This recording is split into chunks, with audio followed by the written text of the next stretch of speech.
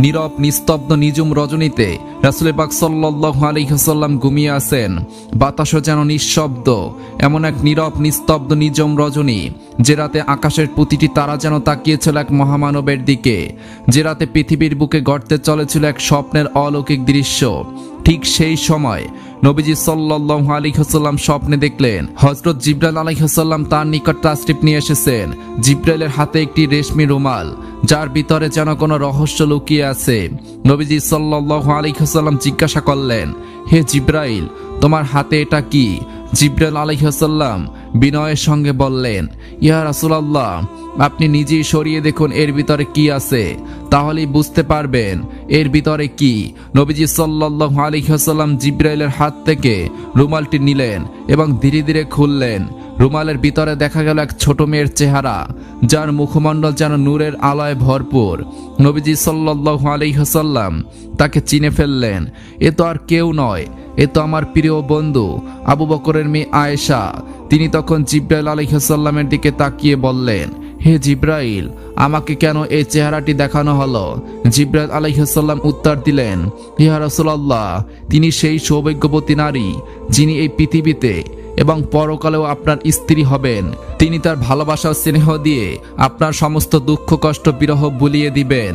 এই কথা বলে জিবরাইল আলাইহিস সালাম অদৃশ্য হয়ে গেলেন। আর এই অদৃশ্য হওয়ার সঙ্গে সঙ্গে নবীজি সাল্লাল্লাহু আলাইহি ওয়াসাল্লামের ঘুম ভেঙে গেল। রাত তখনও গভীর, ঘরের কোণে নীরবতার শান্তি। নবীজি সাল্লাল্লাহু আলাইহি ওয়াসাল্লাম রুমের মধ্যে হাঁটতে হাঁটতে ভাবতে লাগলেন। তার চিন্তা ঘুরছে এক অদ্ভুত বিষয়, আবু বকরের মেয়ে আয়েশা। কিন্তু সে তো অনেক ছোট, সে এখন ঘরেই থাকে না, সারাদিনই এদিক সেদিকে ঘুরে বেড়ায়। কিভাবে এই ছোট মেয়েটি আমার স্ত্রী হিসেবে পরিগণিত হতে পারে, এমন ভাবনা নবীজির হৃদয়ে ঘুরছে। কিছুদিন আগেও তিনি আয়েশাকে দেখেছেন তার বান্ধবীদের সাথে পুতুল খেলায় মগ্ন আছেন, আর সেই বালিকাই নাকি তার ভালোবাসা দিয়ে আমার সব ব্যথা ও কষ্ট বিরহ দূর করে দিবে। কিন্তু এইটুকু মেয়ে, সে ভালোবাসার অর্থই বা কি বুঝে? এসব চিন্তায় নবীজি সাল্লাল্লাহু আলাইহি ওয়াসাল্লাম অস্থির হয়ে উঠলেন। হৃদয়ে যেন প্রশ্নে ভরে গেল, কিন্তু আল্লাহর ইচ্ছা জানার জন্য তিনি ধৈর্য রাখলেন। তারপর 3 দিন পরপর তিনি একই স্বপ্ন দেখলেন। তিনি দেখলেন একই দৃশ্য, একই রেশমি রুমাল, একই চেহারার সে আয়েশা। এবার তার হৃদয়ে আর কোনো দ্বিধা থাকলো না, কোনো সন্দেহ থাকলো না। তিনি মাথা পেতে আল্লাহ পাক রব্বুল আলামিনের দেওয়া নির্দেশ মেনে নিলেন এবং বুঝে নিলেন আল্লাহ তাআলা এটাই চাচ্ছেন যেন আয়েশা রাদিয়াল্লাহু তাআলা আনহা নবীজির জীবন সঙ্গিনী হয়।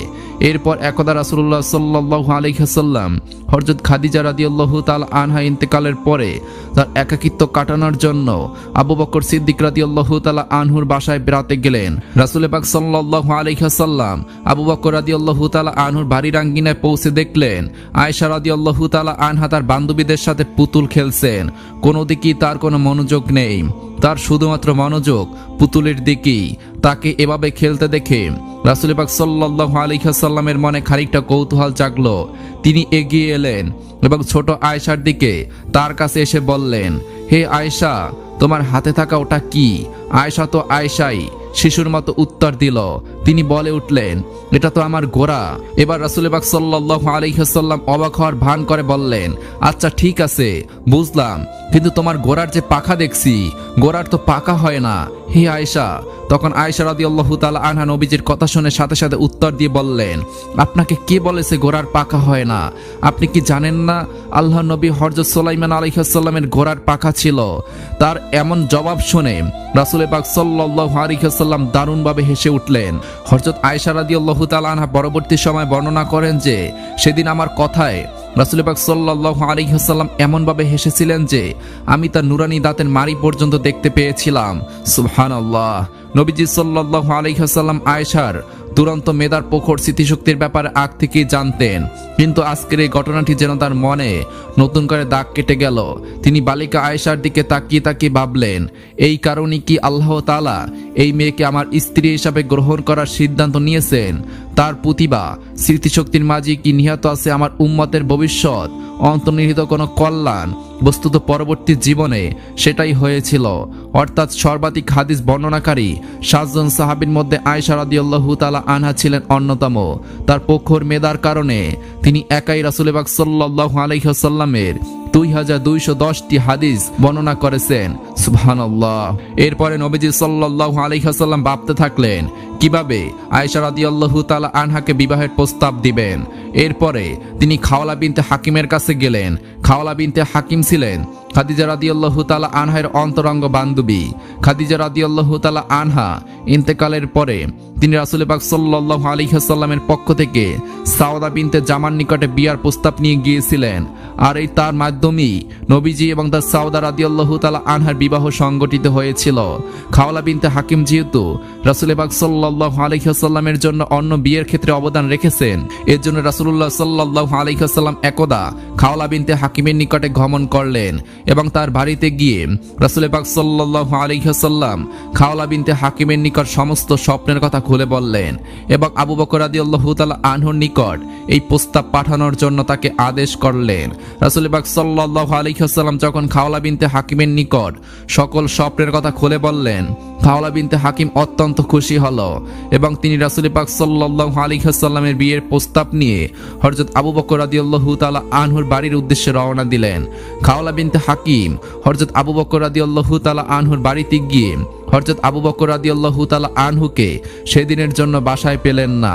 তাকে বাসায় না পেয়ে খাওলা বিনতে হাকিম হযরত আবু বকর রাদিয়াল্লাহু তাআলা আনহুর স্ত্রী উম্মে রুমালের নিকট গমন করলেন এবং তাকে নবীজির পক্ষ থেকে সকল কথাগুলো শোনালেন। খাওলা বিনতে হাকিমের জবান থেকে এই কথাগুলো শুনে উম্মে রুমান অত্যন্ত খুশি হয়ে গেলেন। খুশিতে তার বাকরুদ্ধ হয়ে গেল। তিনি অপেক্ষায় ছিলেন কখন এই শুভ সংবাদটি আবু বকর রাদিয়াল্লাহু তাআলা আনহুর কানে পৌঁছাবেন। আল্লাহর কি মহিমা! খাওলা বিনতে হাকিম সেই বাড়ি থেকে বের হয়ে আসার আগেই হযরত আবু বকর রাদিয়াল্লাহু তাআলা আনহু বাড়িতে এসে উপস্থিত হলেন। হযরত আবু বকর রাদিয়াল্লাহু তাআলা আনহু উপস্থিত হওয়ার পর খাওলা বিনতে হাকিম হযরত আবু বকর রাদিয়াল্লাহু তাআলা আনহুকে দেখা মাত্রই আল্লাহ তাআলার দরবারে শুকরিয়া আদায় করলেন এবং হযরত আবু বকর রাদিয়াল্লাহু তাআলা আনহুকে লক্ষ্য করে বললেন, হে আবু বকর, আপনি খেয়াল করে শুনুন, রাসূলুল্লাহ সাল্লাল্লাহু আলাইহি ওয়াসাল্লাম আয়েশার জন্য বিয়ের প্রস্তাব নিয়ে আমাকে পাঠিয়েছেন আপনার নিকটে। এতে আপনার মতামত কি? আমাকে মেহেরবানি করে খুলে বলুন। খাওলার মুখ থেকে এমন কথা শুনে হযরত আবু বকর রাদিয়াল্লাহু তাআলা আনহু খুশিতে আত্মহারা হয়ে গেলেন, কেননা তিনি রাসূল পাক সাল্লাল্লাহু আলাইহি ওয়াসাল্লামের সাথে আত্মীয়তার সম্পর্ক করতে চেয়েছিলেন, কিন্তু কখনো মুখ ফুটে তিনি বলতে পারেননি। তবে আজকে যেহেতু নবীজি সাল্লাল্লাহু আলাইহি ওয়াসাল্লাম নিজ থেকে প্রস্তাব পাঠিয়েছেন, এই খবরে আবু বকর রাদিয়াল্লাহু তাআলা আনহু আল্লাহ তাআলার দরবারে সেজদায় পতিত হলেন আর তিনি বুঝে নিলেন অবশ্যই এটা আল্লাহ তাআলার পক্ষ থেকে হুকুম। আল্লাহই চাচ্ছেন যেন আমি আমার মেয়েকে নবীজির নিকট বিয়ের ব্যবস্থা করে দেই। সেজদা থেকে মাথা উত্তোলন করে তিনি একটি বিষয় চিন্তিত হয়ে বললেন এবং খাওলাকে লক্ষ্য করে বললেন, হে খাওলা, এই বিয়ে কিভাবে হতে পারে? রাসূল পাক সাল্লাল্লাহু আলাইহি ওয়াসাল্লাম তো আমার ভাই আর আয়েশা তার ভাতিজি, ভাতিজির সাথে তো বিয়ে হতে পারে না। আবু বকর রাদিয়াল্লাহু তাআলা আনহুর এই কথা শুনে খাওলা রাসূল পাক সাল্লাল্লাহু আলাইহি ওয়াসাল্লামের কাছে সমাধান আনতে গেলেন। রাসূল পাক সাল্লাল্লাহু আলাইহি ওয়াসাল্লাম খাওলার কথা শুনে মুস্কি হেসে জবাব দিলেন, আবু বকর তো আমার নিজের রক্তের ভাই না, সে তো আমার ধর্মীয় ভাই। সেক্ষেত্রে এই বিয়েতে সম্পর্ক নিয়ে কোনো সমস্যা নেই। নবীজির কথা শেষ হওয়ার পরই খাওলা খুশি মনে আবু বকর রাদিয়াল্লাহু তাআলা আনহুকে খুশির সংবাদ দেওয়ার উদ্দেশ্যে রওনা করলেন এবং তাকে সব কথা খুলে বললেন। হযরত আবু বকর রাদিয়াল্লাহু তাআলা আনহু এই খুশির সংবাদ শুনে তার অন্তরে খুশির খুশবু বইতে শুরু করলো। এদিক থেকে বালিকা আয়েশা রাদিয়াল্লাহু তাআলা আনহা প্রতিবেশীর বাড়িতে সখীদের সাথে পুতুল খেলায় মত্ত ছিলেন, আর অন্যদিকে তার দুধমা ওয়াইলা রাদিয়াল্লাহু তাআলা আনহা তাকে খুঁজতে ব্যস্ত হয়ে পড়লেন। অবশেষে তাকে একটি প্রতিবেশীর বাড়িতে খুঁজে পেলেন এবং বাড়িতে নিয়ে আসলেন। বাড়িতে এনে তার হাত পা সাফ করে চুল বেঁধে পরিপাটি করলেন এবং বিবাহের সাজে সজ্জিত করলেন। অতঃপর বিয়ের সাজে সজ্জিত হওয়ার পরে হযরত আয়েশাকে নিয়ে বাগদান অনুষ্ঠানে উপস্থিত করালেন। এই অনুষ্ঠানটি একেবারে ছোট পরিসরে হয়েছিল। সেখানে শুধুমাত্র হযরত আয়েশা রাদিয়াল্লাহু তাআলা আনহা আর তার মা উম্মে রুমান, আবু বকর রাদিয়াল্লাহু তাআলা আনহু ও 2-3 জন সাহাবী এবং রাসূল পাক সাল্লাল্লাহু আলাইহি ওয়াসাল্লাম ছাড়া আর কেউ উপস্থিত ছিলেন না। অতঃপর বিয়ের অনুষ্ঠান শুরু হলো। হযরত আবু বকর রাদিয়াল্লাহু তাআলা আনহু নিজেই খুতবা পাঠ করলেন এবং 500 দিরহাম মোহরানা নির্ধারণ করলেন। আর এর মাধ্যমেই বিবাহের কাজ সম্পূর্ণ হলো। এটাই ছিল সর্বকালের সর্বশ্রেষ্ঠ মহামানব রাসূল পাক সাল্লাল্লাহু আলাইহি ওয়াসাল্লামের বিবাহ অনুষ্ঠান। তারপর রাসূল পাক সাল্লাল্লাহু আলাইহি ওয়াসাল্লাম মক্কার জমিনে দ্বীনের দাওয়াত দেওয়ার ক্ষেত্রে ব্যস্ত হয়ে পড়লেন। আর আয়েশা রাদিয়াল্লাহু তাআলা আনহা তার মা বাবার কাছ থেকে পাড়া প্রতিবেশী বান্ধবীদের সাথে মেতে থাকলেন সেই পুতুল খেলায়। হযরত আয়েশার বয়স কম থাকায় তিনি খুবই চঞ্চল ছিলেন। উম্মে রুমান বালিকা আয়েশা রাদিয়াল্লাহু তাআলা আনহাকে শাসন করলেও তিনি কথাই শুনতেন না। তাই একদিন তিনি খুবই বকাবকি করলেন। আয়েশা রাদিয়াল্লাহু তাআলা আনহা দরজার কপাট ধরে চোখ মুখ ফুলিয়ে কাঁদছিলেন। তখন রাসূল পাক সাল্লাল্লাহু আলাইহি ওয়াসাল্লাম সেই পথ ধরে যাচ্ছিলেন। এমন সময় তিনি সেখানে উপস্থিত হলেন এবং উম্মে রুমানকে বললেন, আপনাকে না বলেছিলাম আয়েশাকে কিছু না বলতে, আমার কথা তো আপনি রাখলেন না। রাসূল পাক সাল্লাল্লাহু আলাইহি ওয়াসাল্লামের এই কথা শুনে উম্মে রুমান খুবই বিব্রত বোধ করলেন এবং বললেন, ইয়া রাসূলুল্লাহ, সে যে কোনো কথাই শোনে না, আর আমি কিছু বললেই তার বাবাকে আমার বিষয়ে নালিশ করে। তখন রাসূলুল্লাহ সাল্লাল্লাহু আলাইহি ওয়াসাল্লাম বললেন, যাই করুক না কেন, আপনি আয়েশাকে অন্তত আমার খাতিরে কিছুই বলবেন না, ওকে তার নিজের মতো থাকতে দিন। এদিক থেকে কুরাইশরা নবুয়তের পর থেকেই মুসলমানদের উপর প্রচণ্ড অত্যাচার শুরু করে আসছে। নবুয়তের 12টা বছর কেটে গেছে, এইভাবে এখনো নির্যাতন চলছে। কুরাইশদের অত্যাচারে মুসলিমদের জীবন একেবারে হুমকির মুখে। হঠাৎ আশার আলো ফুটে উঠল। মদিনাবাসীরা রাসূল পাক সাল্লাল্লাহু আলাইহি ওয়াসাল্লামকে আহ্বান করলেন মদিনায় বসবাস করার জন্য। তারা ওয়াদাবদ্ধ হলেন যে সেখানে তারা মুসলমানদের পরিপূর্ণ নিরাপত্তা দিবেন এবং তারাও ইসলামের দীক্ষায় দীক্ষিত হবেন। মদিনাবাসীর সঙ্গে গোপনে চুক্তি সম্পন্ন হওয়ার পর রাসূল পাক সাল্লাল্লাহু আলাইহি ওয়াসাল্লাম সাহাবীদের নির্দেশ দিলেন 2-1 করে মদিনায় চলে যেতে, তবে যেতে হবে অত্যন্ত গোপনে, যাতে করে মক্কার কাফেরেরা জানতে না পারে। কিন্তু তা সত্ত্বেও মক্কার কাফেরেরা জেনে গেল। এর মধ্যেও গোপনে গোপনে অনেক সাহাবীরা মক্কা থেকে মদিনায় হিজরত করে চলে গিয়েছিলেন। রাসূল পাক সাল্লাল্লাহু আলাইহি ওয়াসাল্লাম মদিনায় চলে যাওয়ার ব্যাপারে মনস্থির করে ফেললেন, শুধু আল্লাহ তাআলার নির্দেশের অপেক্ষায় রইলেন।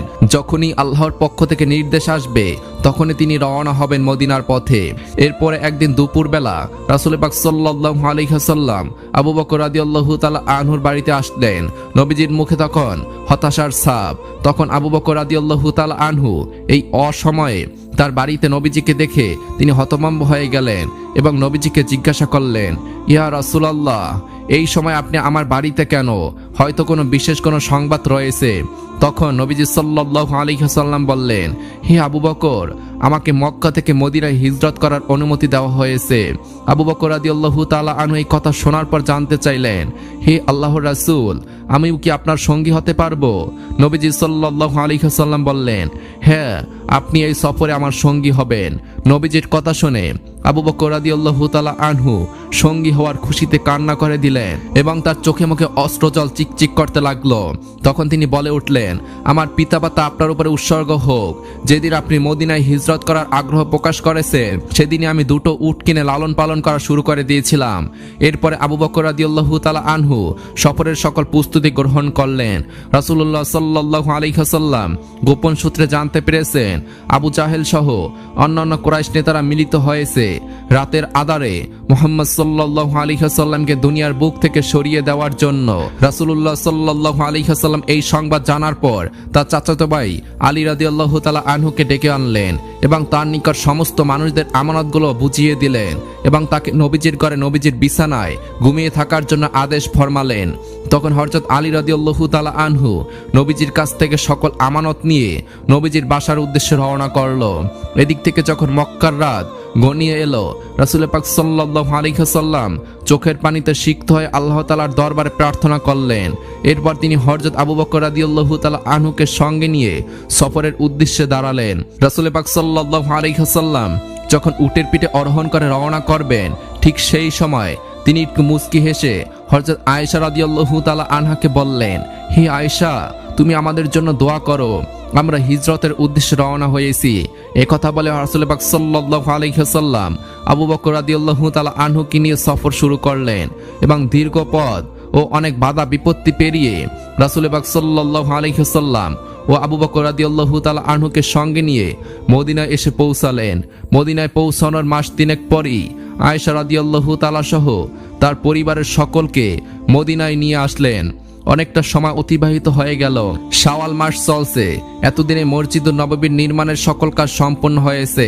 এর মধ্যে জিবরাইল আলাইহিস সালাম এতদিন রাসূল পাক সাল্লাল্লাহু আলাইহি ওয়াসাল্লামের কাছে এসে উপস্থিত হলেন এবং বললেন, হে আল্লাহর রাসূল, আয়েশা তো আপনার স্ত্রী, তাকে সসম্মানের সহিত আপনি আপনার ঘরে তুলুন। একথা বলি হযরত জিবরাইল আলাইহিস সালাম সেখান থেকে বিদায় গ্রহণ করলেন। আল্লাহর কি মহিমা!